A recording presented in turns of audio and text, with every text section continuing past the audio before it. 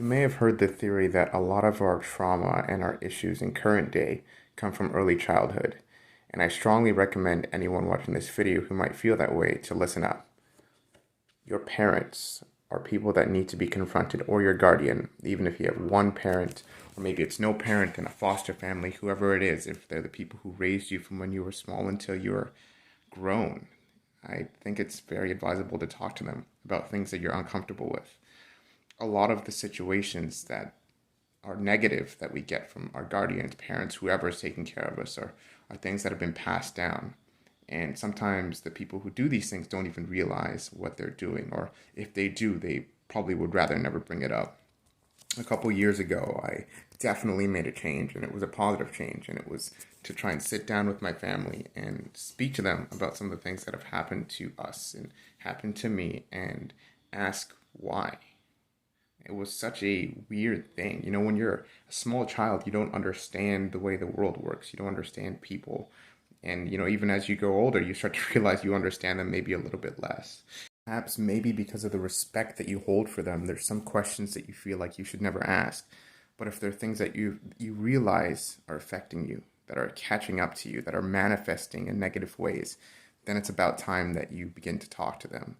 All kinds of trauma, from domestic violence. How does a child know why his mother is beating his father, or his mother is cheating on the father? Like, how does anyone at a small age know that? But when you get older, when these things manifest negatively, and maybe you're isolating away from people, you're not able to form positive relationships, whatever it may be, it's like, okay, well, now I think I have to go back and find out why. And oftentimes we find this at our guardians.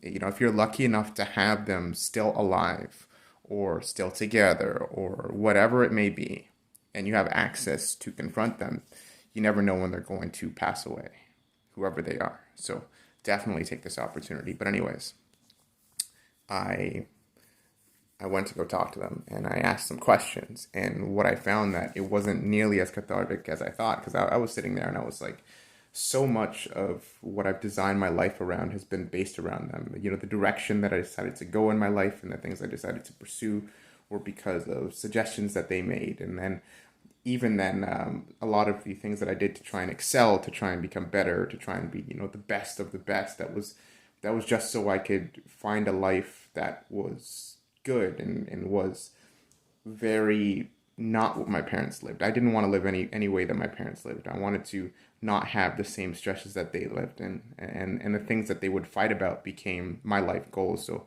if your parents fight about money or whatever it is, maybe you just want to be a wealthy person because you figure that maybe if you have enough money, then you won't have to fight with your spouse or whoever.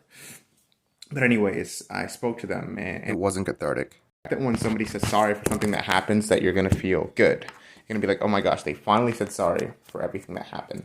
And the reality is that's not what it is, because you're still there after they say sorry. And because you're still there after they say sorry, and you're left with everything that you still have to deal with. But at least now you know something. They're human. You know that they still have emotions, and they're not just these evil people you may have seen them as. A lot of times they can gaslight you. You say you're talking to them, and all of a sudden, you're not responding to them, or you don't want to speak to them, or whatever it is. And sometimes, because of all the trauma and things that have happened, you develop a negative perception of them. So because you develop this negative perception, you're not really likely to be as positive as they imagine. And then, if they would have just taken a look at themselves, taken a look at the dysfunction in the family, they would be like, okay, well, this is the reason why my child at age 15 or 16 doesn't want to spend any time with me. But anyways, that was a bit of a tangent. After you realize that it's just you, and now you're left with everything that comes after, it's a little scary. But if you really want to go through your life and not hate them, this is what this is for. If you don't want to hate them, if you don't want to waste that mental energy on disliking them, then talking to them about this is, it's something that I think you should do. I think it frees you. I think not having that hatred is good for as many people as possible. The advantage of knowing these things is it helps you understand where you are right now, and what's led you to this point, and that can kind of help you begin a healing process of understanding yourself a little bit better. Subscribe if you found this useful, and I love you guys. See you soon.